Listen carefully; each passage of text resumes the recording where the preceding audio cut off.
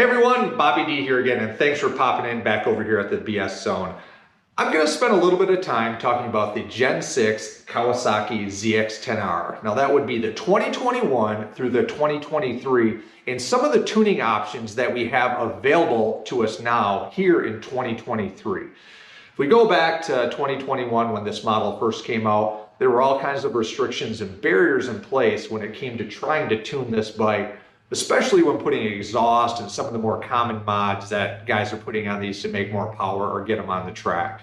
I'm going to just really go through some of the real common ones and the options and some of the pros and cons of each of those options, and maybe some of the urban myths that are out there about each one, and see what you guys think, and you can decide what option you want to go with. So with that said, let's go through some of the common options. Now, one of them is the mail-in or bench tune ECU Flash. Now what that entitles is taking the ECU out of the bike and sending this to a tuner. Now, there's some pros and there's some cons to that. The pro is, hey, you don't really have to do anything other than take a little bit apart on the tail of a Gen 6, box up your ECU and send it out for maybe a week or two at the most. These are an affordable option, depending on who's doing it. Some of the bigger name guys are getting $500 to have a bench tune done. Some, smaller hack tuners are a little bit less. And that gets us back to the cons of this. When you send your ECU in, you're going to fill out a questionnaire of what you've done to the bike and kind of where you live. And that tuner is going to plug in a map that they've made for a similar bike, usually on their dyno, if they have a dyno, because some actually don't. So keep that in mind. You want to do your research of who's tuning this thing. Do they have a good reputation for the tune? And do they have maybe some content out there showing them tuning your Gen 6 with the exhaust, air filter, intake, all these different common mods you're going to do to your bike. Now that leads me to the next thing here. So let's just finish that one up. So the bench tune, the mail-in tune, it gets the tune close. It's not going to be perfect. It's going to be better than just slapping an exhaust on and just riding the bike around. These things are notoriously lean in some areas and you don't really want to do that. But that's the pro. It's affordable, it's kind of quick, and yeah, that's that. That leads us to the next one. The next one would be actually having the bike tuned, and that kind of links to the mail-in one. So if you take your bike to a reputable, I repeat, reputable dyno tuner and have the bike actually tuned, most of the tuners right now are going to be using Woolwich software. Now that software is constantly being updated.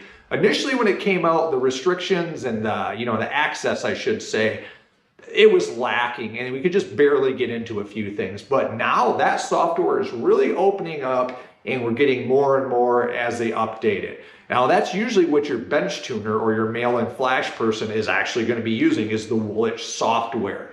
So if you take your bike to a dyno tuner, you're going to have to pay for a bin file. Now what that is that's Woolwich's access to basically your ECU for the tuner to tune that.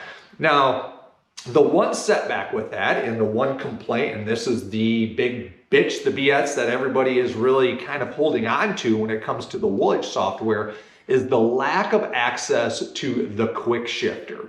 Now the auto blipper, a tuner can kind of manipulate. There's a few other areas because they do have access to a lot of different stuff, a lot of things that are going on with this bike. And the auto blipper, that harshness that people are getting, they hit that blip and they're really feeling like they're hitting a wall.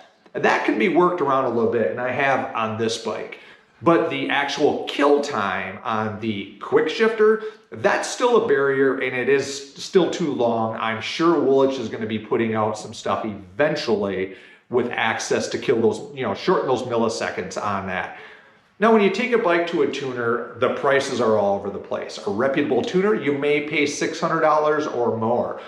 Some of these people, because gosh, right now, if you go on YouTube or you follow along on some of these social media, Facebook groups, you're going to see tuners out there that people are just buying an old dyno jet and they're running bikes on the dyno and they really don't seem to have a grasp of the big picture and the complexity of the ECUs and what can be done on these bikes. So I'm going to reiterate, if you take your bike to a tuner or you're sending it in to have a tuner use the Woolwich software, do your homework, look for referrals because you want a reputable person. So again, your flash tunes that, your bench tunes that you send them in, you know, you may pay anywhere from $250 to $500 for one of those. If you've got a local tuner, you know, you may be paying $400 to $500 or $600. So the price is about the same. Hey, I'm going to lean towards if you have a tuner that is reputable and in your area, talk about this on the groups and ask around, look for some charts and things like that.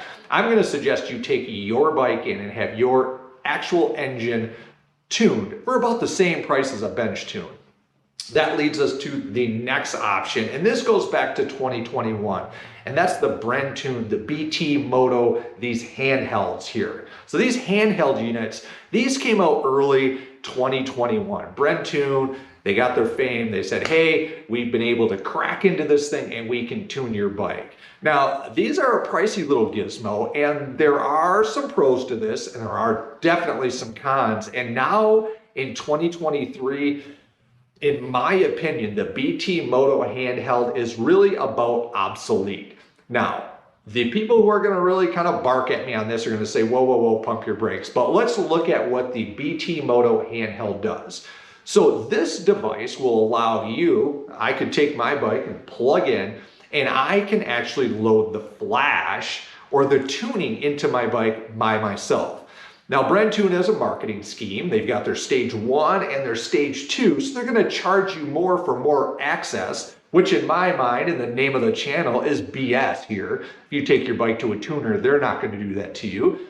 But if you take and you hook your bike up and you've got your handheld unit, you're going to send a flash to your bike. And now this is a flash that Bren Tune, just like the bench tune or the mail-in ECU flash, is going to give you a tune that they feel is most appropriate for the setup, the mods, the parts that you've put on your motorcycle. Now that's just going to get you close. And the one caveat here, we have the Bren Tune, and this is what all their supporters are going to say is, but hey, Bren has been able to manipulate the quick shifter and shorten that kill time. And I agree, that is the one shining thing with the Bren Tune right now. But Bren Tune is going to tell you that, hey, when you install our stage 1 or our stage 2, your mapping may be not exact. And we suggest you buy a Power Commander 5 and have your bike tuned. Whoa, whoa, whoa, hold on. Wait a minute here. BS, pump your brakes. So $800 or about $900 for a BT, handheld unit. Another $400 for a Power Commander, $9, $10, $11, $12, $1,300. And now take your bike to a tuner. Another, we'll go on the low end and say $400. We're looking at $1,600 to tune the bike just to have that famed access to the quick shifter. I'm going to call BS on that, and that is overkill for what we're trying to do here. If you were to take your bike to the other, options that I've talked about, or, not take the bike, but utilize those options. Again, we're looking at $1,500 plus setup for the Bren Tune, and you now have access to your quick shifter and your air fuel ratio and whatnot is exact. Well, if you take your bike to a tuner and you spend that $400 to $600 and you really want access to your quick shifter, you could buy, until Woolwich comes out with access, you could buy yourself a piggyback quick shifter, and you can work around the auto blip and keep that in place. But you can buy an Anatori or a Heel Tech for, gosh, well, I don't even know what those things are. I'd have to look it up. You guys tell me. $300, maybe $400 at the most. So we're looking at still about half the price of the Bren Tune setup, and you're getting the exact same thing. You're getting your mods tuned, or the motor tuned exactly to your mods, and quick shifter access. The setup with the mail-in or flash, bench tune flash, well, that one, you would be about the same way. If you were going to want to get that actual bench tune tweaked a little bit, you'd have to again buy a Power Commander. If your tuner that you're taking it to didn't have access to your Woolwich bin file, you'd have to buy a power commander, another $400, and pay the tuner, buy the quick shifter, and it stacks up again.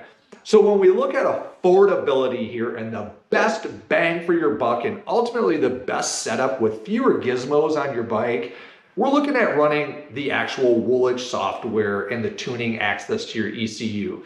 I'm pretty confident that any time now they're likely going to be putting out the access to the quick shifter.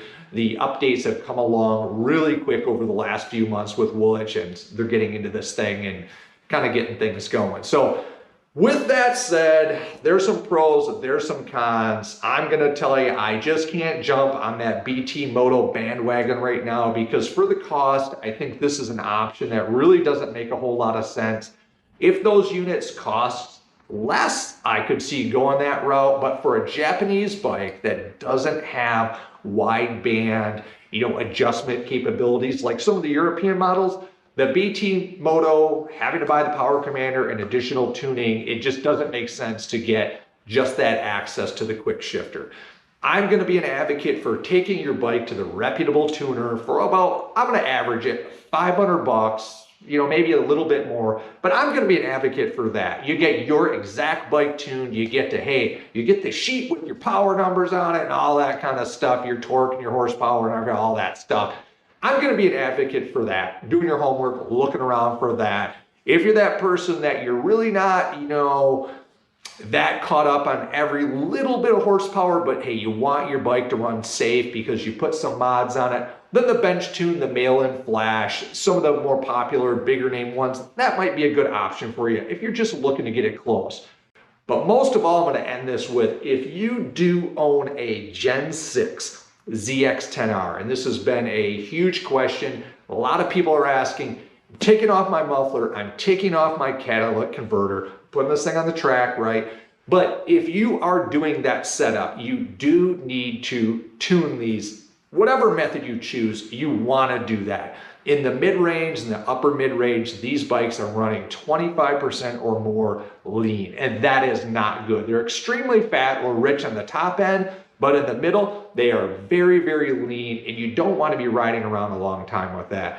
Anyway, I'm rambling. I'm trying to get this shortened back up. Those are your options. Take it for what it is, but I'm going to say get to a tuner, do it right. You got a badass new bike. Why mess around with the BS? So, hey, I'm getting some content. I've had this thing out on the road. Check back in, follow along, subscribe, because it is getting warm and things are getting hot. See you next time.